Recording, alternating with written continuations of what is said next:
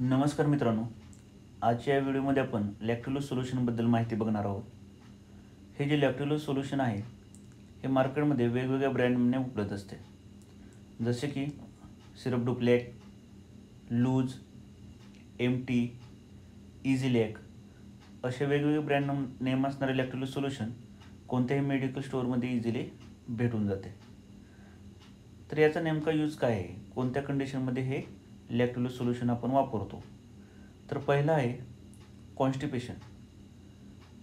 पोट साफ न होण्याची तक्रार पेशंट जेव्हा सांगतो त्या कंडिशनला कॉन्स्टिपेशन बोलतात। तर अशा कंडिशनमध्ये हे लॅक्टोलोज सोल्यूशन वापरतात। सेकंड आहे high ammonia level in the blood. जे लिव्हर डिसीजचे पेशंट असतात त्यांच्या ब्लडमध्ये अमोनिया लेवल जेव्हा वाढते तर ती लेवल कमी करण्याकरता लॅक्टोलोज सोल्यूशनचा वापर केला जातो। पण मॅक्झिमम टाईम कॉन्स्टिपेशनमध्येच हे लॅक्टोलोज सोल्यूशन यूज करतात।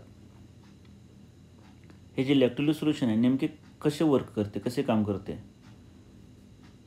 जेव्हा आपण लॅक्टोलोज सोल्यूशन घेतो तेव्हा ते इंटेस्टाईनमध्ये जाते, परंतु लॅक्टोलोज सोल्यूशन इंटेस्टाईनमध्ये ॲब्झॉर्ब होत नाही। तर ते इंटेस्टाईनमध्ये आले की ऑस्मोसिस स्टार्ट करते, म्हणजे द्रवभिसरण। त्यामुळे काय होतं की इंटेस्टाईनमध्ये पाणी यायला सुरू होते व ते पाणी जे इंटेस्टाईनमध्ये ऑलरेडी स्टूल आहे, जो हार्ड कंडिशनमध्ये आहे, जो कॉन्स्टिपेशन निर्माण करतो आहे, तर त्या स्टूलला सॉफ्ट करण्याचे काम ते पाणी करते व त्यानंतर पोट साफ होण्यास मदत होते। या लॅक्टोलोज सोल्यूशनचा डोस कसा असावा? तर 15 ते 30 ml कोमट पाण्यातून रात्रीच्या वेळेस, रात्री झोपण्यापूर्वी 1 ते 2 तास हे सोल्यूशन घेतले जावे। तर साईड इफेक्ट्स काय आहेत?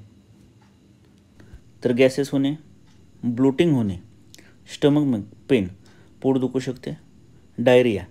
सपोज लॅक्टोलोज सोल्यूशन जास्त प्रमाणात घेतले गेले तर ते जास्त प्रमाणात ऑस्मोसिस स्टार्ट होते व पाण्याचे प्रमाण जास्त वाढते इंटेस्टाईनमध्ये व त्यामुळे लूज मोशन्स होऊ शकतात, वॉमिटिंग सोबतच मसल क्रॅम्प्स। तर अशा कोणत्याही प्रकारचे साईड इफेक्ट्स जाणवले तर आपण त्वरित आपल्या फॅमिली डॉक्टरांचा सल्ला घेऊन योग्य ती खबरदारी घ्यावी। जर आपणास ही माहिती आवडली तर व्हिडिओ लाईक करा, शेअर करा आणि चॅनलला सबस्क्राईब केलं नसेल तर सबस्क्राईब करा। थँक्यू।